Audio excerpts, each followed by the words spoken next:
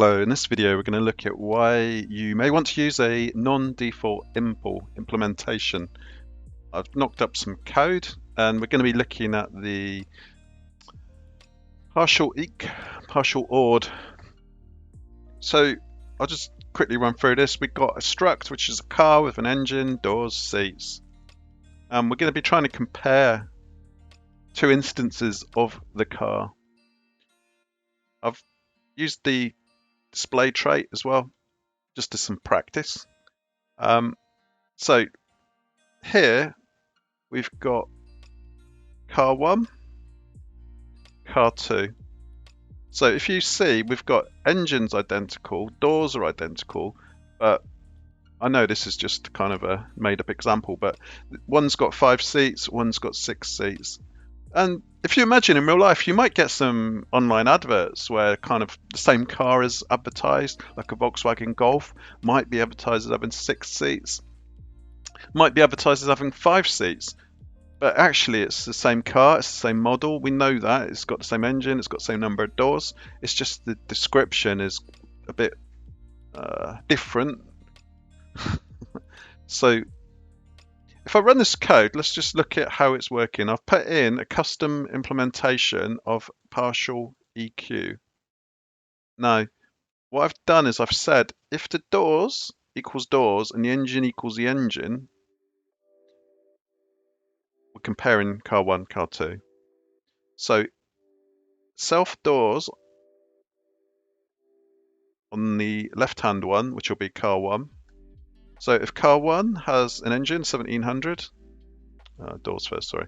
So doors, if the doors is the same and the engine's the same, we should get the same even if the seats are different. Let's run it. It's just true. It's actually saying that the car is the same. Now, if we hadn't have done this, let's comment this out. So we'll come back to this in a minute and we'll talk through it some more, but let's just comment this out.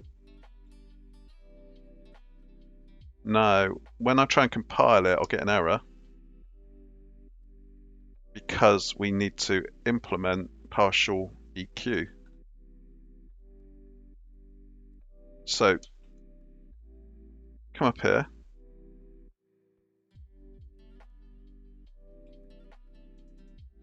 Add that back in.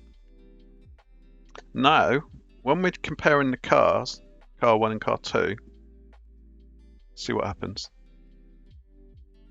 False. So it's saying that car 1 and car 2 are not the same. Which we kind of know that. We know that technically they're not the same. But what if we want to make our code a bit more smart so that really the computer will always say that these are different, but as a human, we know that a Volkswagen Golf with 5 doors has the same number of seats. So this is where we kind of overwrite or we customize the implementation. So let's just do that again from scratch. Let's delete that and I'll put it back in just so we kind of get some nice repetition going. So at the moment there's no PartialEq in it. If I do that, it will ask for it. Yeah. So rather than adding this in, we will do the custom implementation. So let's do impl. If I type P, the LSP, the language server, offers me this. And it also does it. No, it doesn't do that. I thought it was going to do the autocomplete and complete the actual function for me, but for car, this is where we need to do function. Did it offer me there? Yeah, so if I press enter now, it's putting in the self, ampersand self, so that's actually saying we'll take an instance of the struct. And the other, it's just saying other is going to be of type struct. So you notice you've got a capital S there. That just means it's the type is a struct, whereas here actually means the instance. So the instance is the lowercase, The uppercase is the type. And we'll just put in the code again. So what we're going to actually say is, as long as the doors of our instance, so that'll be car1,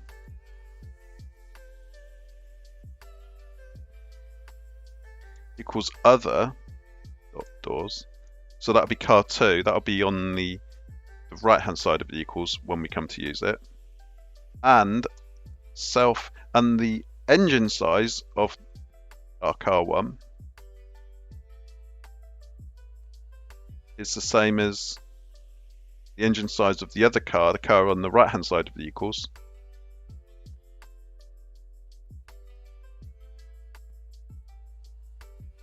So as long as the engine and the doors are the same, it's going to return a Boolean which will be true. Because if this is satisfied, it's true. It doesn't care about the seats. So now we've got car 1 with 5 doors, 1700 engine. The only difference is the seats. So now when we run this again, we should get true, which we do. So this is where using impl can give you more it allows you to customize what you're doing. And admittedly, it's more typing than, so if I do 5dd, there we go. It will complain about the PartialEq, there we go. And then if I just add that back in up here,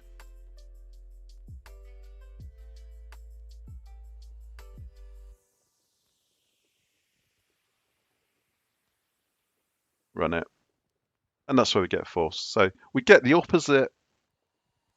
We had true when we did our custom one, and we get false when we use the standard derive partial EQ. Again, this is something which I only really fully understood when I started typing it and compiling it myself rather than watching somebody else do it. In fact, I'm not even going to put a link to the Rust playground because it's probably best that you type it yourself and make up your own example. Don't even copy mine.